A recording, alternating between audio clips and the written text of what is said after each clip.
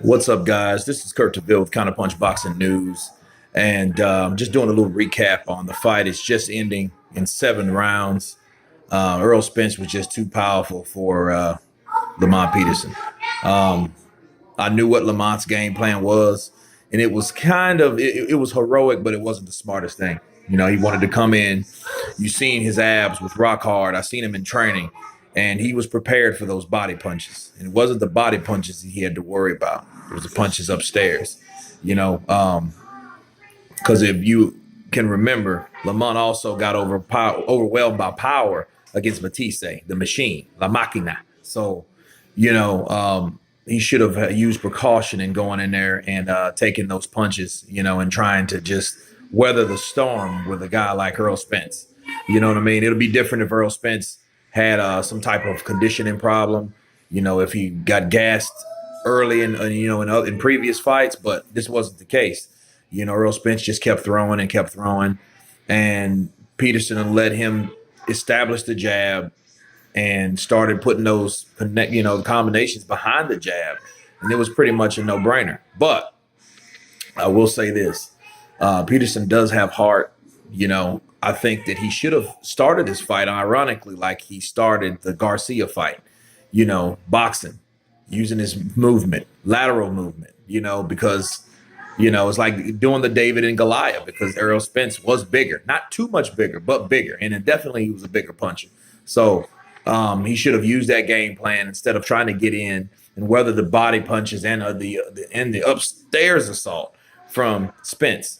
And and you can't look, guys. Blocking is the last form of defense. If you can't bob, if you can't weave, if you can't move, then you block.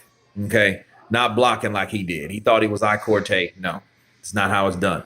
And Errol Spence. Again, this fight shouldn't even really be if guys like Keith Thurman, Danny Garcia, Sean Porter would step up to the bat. Step up to the plate to bat. Let's make the fights happen. It should have happened, but you see, he called him out. The coach stopped it, which was a good stoppage, man, because, Lamont Peterson, he says he's from D.C., but I swear to God, he's from Philadelphia, because he's fighting just like a Philly fighter. He's willing to die in the ring, and that's what he was willing to do tonight. So you got to take your props off to, Lamont Peterson, because the guy is a warrior, and he'll do it again and again. And again, I'll say it again and again. Lamont Peterson was the only one to step up to fight. He took the challenge. So the other guys that call themselves champions in that weight class, I don't care who your promotional company is. I don't care about the politics. I just care about the fights and the best fights. So if Keith Thurman, I'm not ready, but you said you're not ready because of the injury. You know what I mean? But I don't get it, man. I think Errol Spence, honestly, I think Errol Spence should go to 154.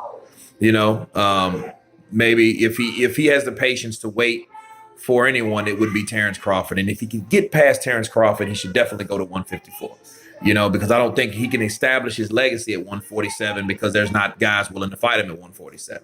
He should go, I said this earlier, he needs to go up to 154, and then I see him topping out at 160, fighting Canelo, because they're both young. I love to see that fight. So, fights like that have to be made. Guys have to move weight classes to make their own legacy other places, because it happens all the time, but that's it. I was surprised that Peterson fought the way he fought, and the style that he chose to fight Errol Spence. But anyway, you guys, please subscribe. And let me know what your take is on it, your comments, concerns. You've guys been counterpunched. Peace.